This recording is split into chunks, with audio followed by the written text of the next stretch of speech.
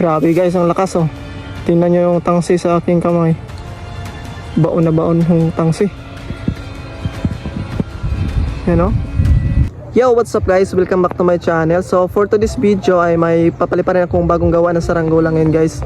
Yun, so papakita ko sa inyo yung aking ginawa kanina. Yan. So ito yung aking bagong gawa guys, itong Vietnam kite. Yan. So napaka-simple lang yung kanyang kulay. Yun, so walang design. So hindi ko na siya nilagyan ng design. So ganyan lang siya. So malinis naman siya tingnan guys. Yan.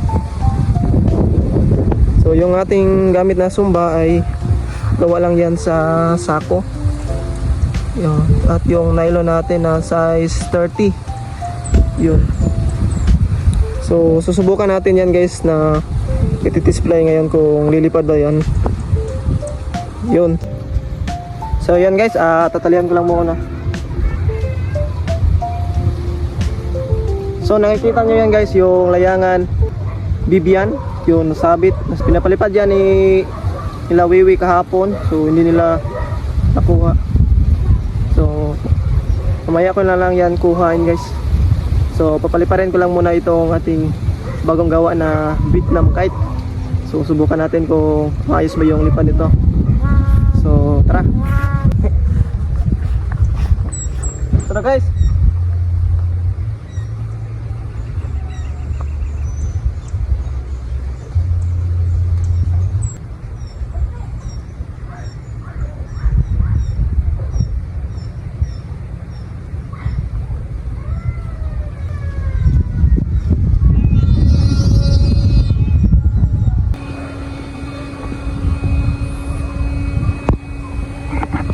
Yan guys.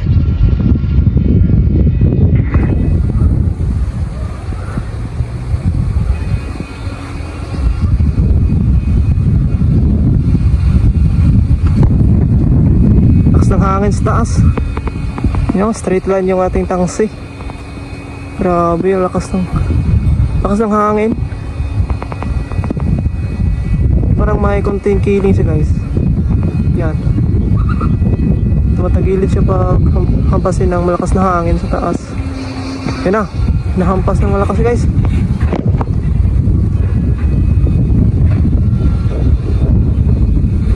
Grabe guys, ang lakas oh. Tingnan nyo yung tangsi sa aking kamay.